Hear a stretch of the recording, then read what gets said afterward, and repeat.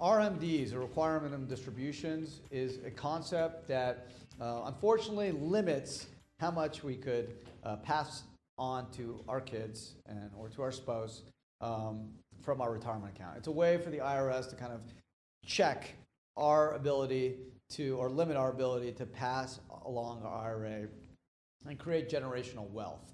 So the IRS is basically saying, listen, in the case of a traditional IRA, we gave you a tax deduction when you put that money in, which was helpful. We let you empower yourself by taking advantage of the concept of tax deferral and watching your retirement money grow without tax. Join tax deferral, tax-free growth. We can't let the gravy train run forever. That wouldn't be fair, because then you'd pass that money to your spouse, to their kids.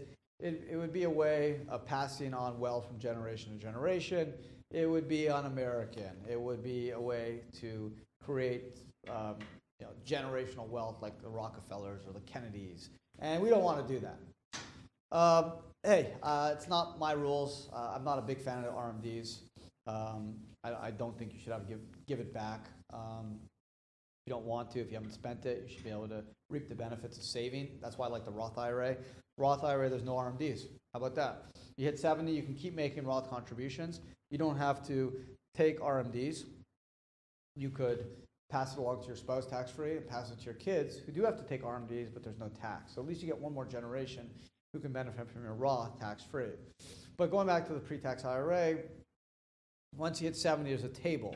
And you look at a life expectancy table. So you take the value of your IRAs of the 1231, let's say, and it starts at 70 and a half. So depending on your birth dates, when you hit 70, you may be able to take the Roth IRA, the RMD, even a year and a half later.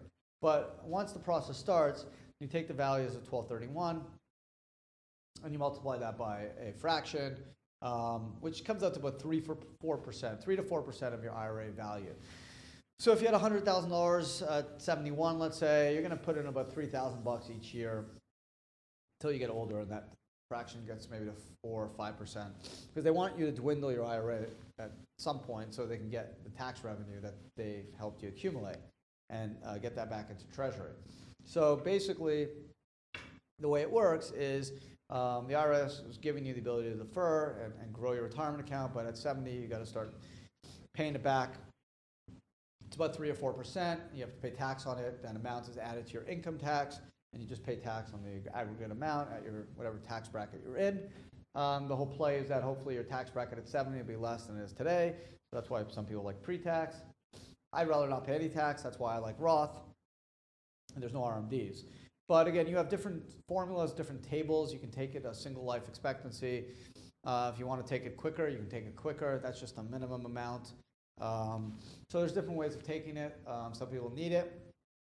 They saved in order to use it at the retirement, and that's perfectly fine. Other people don't need it, but unfortunately they still need to take it into income. But a Roth IRA, there's no RMDs. SEP IRA, simple IRA, same RMD rules, 70.5 kicks in. 401ks too have RMD rules. Roth 401ks, actually you have to take RMDs in a Roth 401k. That's why a lot of people move. They have a Roth 401k before they hit 70, they roll it to a Roth IRA and get the money out of a Roth 401k, because Roth IRA has no RMDs, Roth 401ks do. The whole goal is to get around these RMDs because you want your money to grow, and as you take money out, it isn't growing as quick because you are paying tax on it and pulling it out of the IRA. So once you do pass on, you can pass it on to your spouse tax-free. Generally, you're able to provide a primary and secondary beneficiary. Your spouse will put it in his or her name, and then it will be it will basically become their IRA, and their age applies. If you pass it off to a non-spouse, there's different ways. You can do a 5-year, you can do different tables in terms of how quickly that money gets used up and what the required minimum is. You generally look at the youngest beneficiary, and it will be off their life, so that person will have to take into more income and dwindle that IRA down quicker. But again, if you do a Roth IRA, you can pass it to your spouse, no RMDs, and only your non-spouse beneficiaries will have to take RMDs, but no tax.